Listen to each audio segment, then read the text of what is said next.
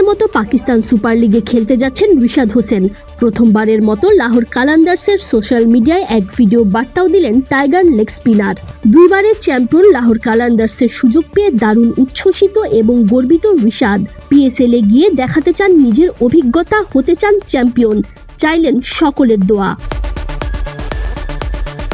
গেল 13 জানুয়ারি পিএসএল এর ড্রাফটে silver category থেকে লাহোর কালান্দার্স দলে ভেড়ায় রিশাদ হোসেনকে। বিপিএল এর ব্যস্ততায় আপাতত পিএসএল নিয়ে কোনো পরিকল্পনা এখনো সাজাননি বলেই দল পাওয়ার পর জানিয়েছিলেন রিশাদ। এর মধ্যেই ভিডিও বার্তায় ভক্তদের জানালেন নিজের লক্ষ্যের কথা। তিনি বলেন, আসসালামু আলাইকুম, আমি রিশাদ হোসেন। পিএসএল সিজন 10 এর লাহোর কালান্দার্সের হয়ে যোগ দিতে পেরে আমি দারুণ উচ্ছ্বসিত। এমন একটা চ্যাম্পিয়ন দলের হয়ে খেলতে পেরে আমি অনেক গর্বিত। ভক্তদের উদ্দেশ্যে আমি এটাই বলতে চাই, সবাই দোয়া করবেন আমি যেন আমার সেরাটা দিয়ে লাহোর কালান্দার্সকে চ্যাম্পিয়ন করতে পারি এবং নিজের সর্বোচ্চটা দিয়ে যেন পিএসএল এর আমার অভিজ্ঞতা প্রদর্শন করতে পারি। শীঘ্রই দেখা হবে ইনশাআল্লাহ পাকিস্তান পিএসএল এ। লাহোরে রিশাদ সতীর্থ হিসেবে পাচ্ছেন শাহিন শাহ আফ্রিদিকেও।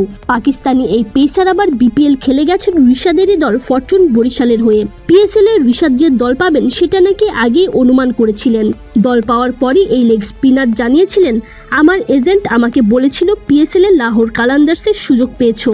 এটা আমি আগে থেকেই অনুমান করেছিলাম যে আমাকে নেওয়া হতে পারে, এদিক থেকে তাই স্বাভাবিকই ছিলাম। লাহোরে যোগ দেওয়ার পর দলটার সাবেক সদস্য তামিম ইকবালও রিশাদ হোসেনকে ইতোমধ্যেই কিছু পরামর্শ দিয়েছেন। দাউদ মালানো গণমাধ্যমে বলেছেন, রিশাদকে বেশি বেশি ফ্র্যাঞ্চাইজি লিগ খেলতে দেওয়া উচিত, তাতেই বাড়বে অভিজ্ঞতা।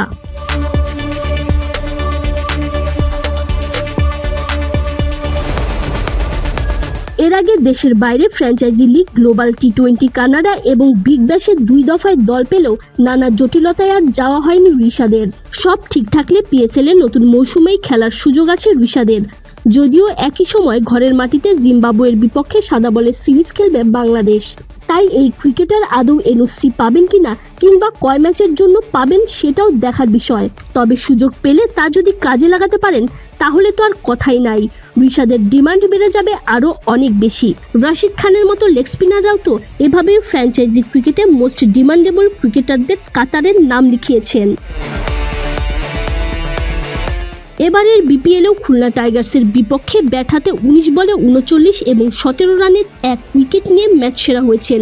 নিয়মিত একাদশের সুযোগ না পেলেও আছেন দারুণ ছন্দে। Tanzim Oishi, BD Cric time.